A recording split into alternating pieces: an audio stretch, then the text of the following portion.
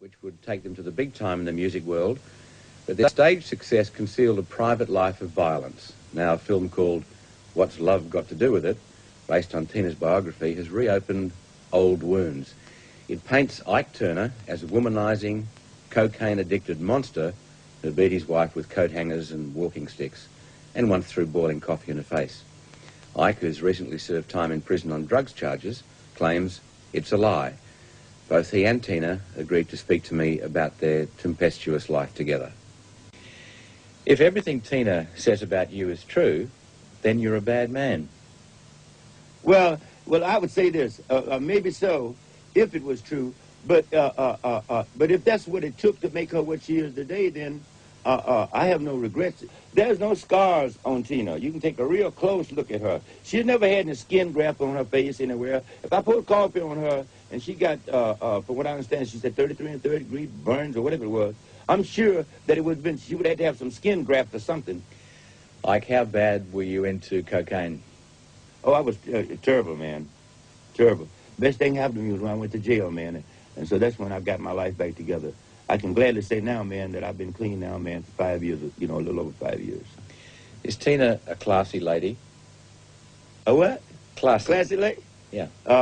I think so. She used to be. I don't know anything about her today, man, because other words, she talked with an accent like an English accent or Australian accent or something. Where would she be now if she'd never met you? Yeah, probably in St. Louis, nurse's aide at Barnes Hospital. Did you make that much difference to her life? Well, I think so.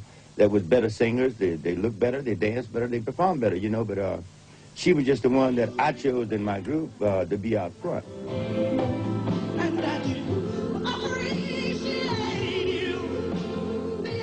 Tina, thanks for your time. It's good to talk to you.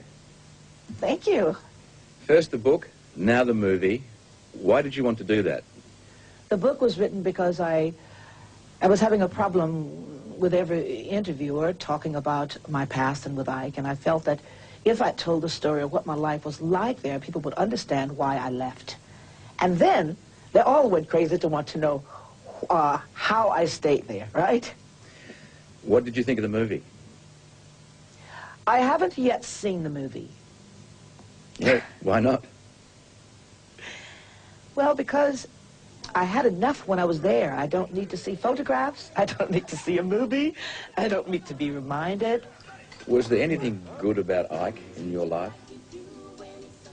Yes, I learned many things from Ike.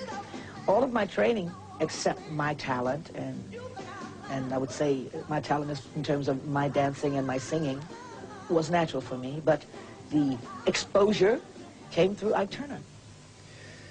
You talked about victim, and of course the book and the movie features your allegations about his bashings. Tell me about that. You like to hear that. That's what it's all about. I have to make a joke. It's my only way of communicating. Yes, Ike was a violent man when I met him with his ladies before, his women before. I knew that he was a violent person. I also knew that he had a mental problem, and this is not sort of featured in the movie. Yes, he was a brutal man. He had some problems from childhood, and it sort of reflected in his life. Tina, as you know, Ike says your allegations aren't true. Let me show you a brief clip where he answers my question on beating you. Well, what I did do to Tina is like we've had. I've slapped Tina. The only time I ever punched Tina in my life was the last fight that we had, and that was in Dallas, Texas. This is the last time we broke up. I have slapped her anytime. When I say slapped her, it's like I think we lived a lie. Our whole life was a lie. Tina, what do you say to that? I don't want to start an argument with Ike Turner via satellite. Everyone knows. Everyone that worked for Ike and Tina in those days know what happened. I can see why someone would want to deny it. It shows, you know, not a very good character, but I have nothing to say. Okay, well, let's put the violence aside because it certainly had a good airing in the book and will have in the movie.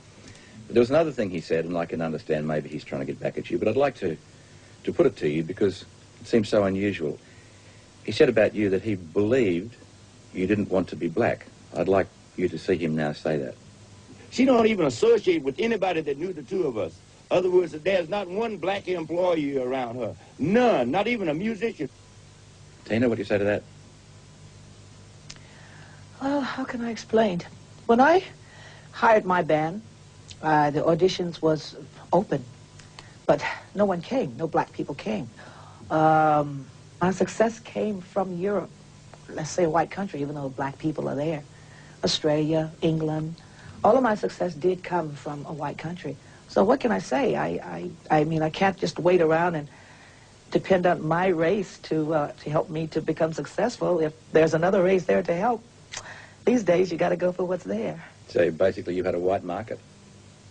Yes, and I had white people that cared about my success and that helped. It actually came from another country. You know, that's just how it happened. What can I say? It was my luck. It had nothing to do with chance. It was just how it was. I'm happy it's how it was. I won't carry on about Ike, but I'll just put one more. Let him have you say one time more. You talked about him having sex around the house in unusual circumstances, even when the children were there. Here's what he had to say about that. She knew what I liked and disliked. For 4 years, she was getting girls for me. I mean, I would tell her, go get this girl and send her over to the house, etc. So she knew what I liked and disliked about women. Tina? Yeah, I knew what he liked and disliked because they were all around me. Yes, Ike's women were basically the secretaries, the Ikeettes, and I don't recall actually getting women for Ike. I was friendly with everybody that was there, but actually I had no freedom to go out and get anybody because we were all basically locked in, so there was no freedom for this kind of a thing. Whoever was there was whoever he had brought in, you know, that's how it was. You seem very calm and accepting about the bad times with him, and even seeing those clips, you take it pretty calmly. I'm past it. It's been 16 years since I haven't been with Ike. And the movie and the book is bringing me back to the past of something that was really awful. My life is wonderful at the moment. I hold no anger. And it doesn't matter to me what a lot of people say, you know. I know the difference. I'm a happy person now, and I don't dwell on unhappiness. Well, that's a great way to be. So what more do you want out of life? Well, let's see. I'd like to do a few movies. Still. Let's see. I'm not really worried about anything. It's just the course of life now at this stage. I'm waiting to see what will be the next step. And you're coming out to Australia soon. I think you're singing at the Rugby League Grand Final. Yes, that's going to be so great. I know it's going to be wonderful because this song is a song that I always felt would be great for sports. And this is the first time actually seeing one of the games and actually being there. I'm thoroughly excited about coming. Tina, look forward to seeing you when you come down under. Thank you. Thanks for your time. Please come and say hello.